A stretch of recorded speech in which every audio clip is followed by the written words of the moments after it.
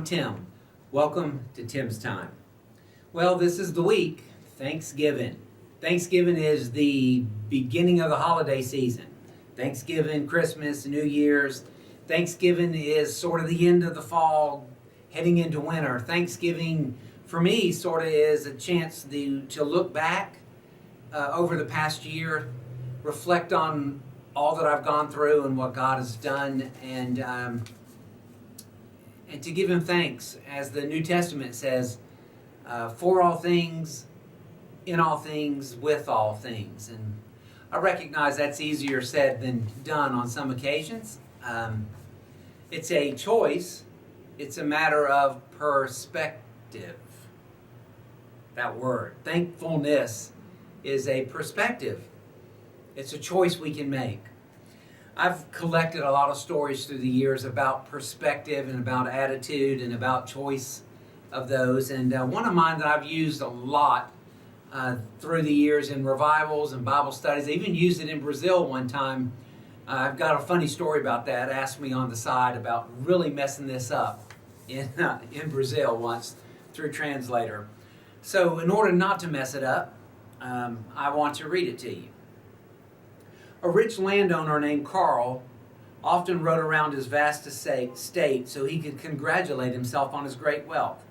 One day, while riding around his estate on his favorite horse, he saw Hans, an old tenant farmer. Hans was sitting under a tree when Carl rode by. Hans said, "I was just thanking God for my food."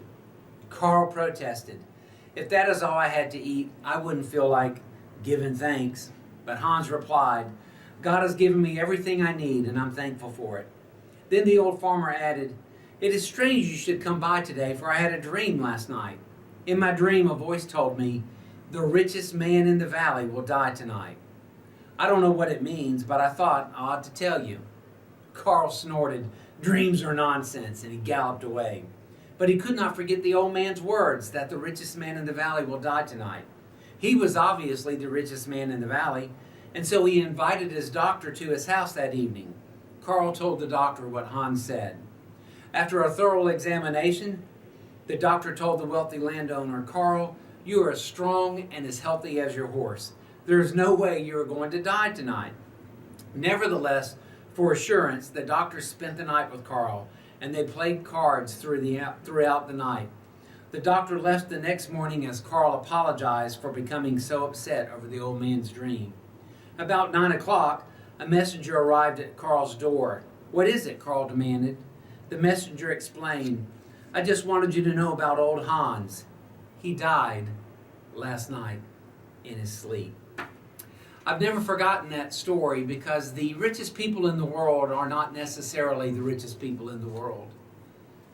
Nor are the poorest people in the world necessarily the poorest. The richest are the ones who choose to be thankful for what they have, to know how to really measure value, and to know how to give God thanks for all things, in all things, with all things. I once heard a marriage guru, Gary Smalley, say that most marriages are 80% good and about 20% bad. And if you focus on the 20% that's bad, you're going to have an unhappy marriage. If you focus on the 80% that's good, you and your spouse, then you can have a real happy marriage, and a marriage that will endure anything. I don't know about all of that, and I don't really know how that fleshes itself out, and I certainly don't want to speculate on what percentage of my marriage is good versus what percentage is not so good. This I know, that if you want to be thankful, you can look around and see that God has given you much to be thankful for. And if you're wanting to be ungrateful or unthankful, focus on the negative, you'll find something to focus on. How about you this week? It's going to be a great holiday, I hope. Thursday's coming. We're going to eat like crazy. We're going to be family like crazy. We're going to play football like crazy. We're going to watch football like crazy. We're going to do all those wonderful things that signifies the Thanksgiving Day. But let's not miss the most important reason for the day. And that is to give God thanks for what He's brought us through and what He's done for us. As I close out this time, I'd like to say thank you to all of you for your prayers over the last 2.5 years.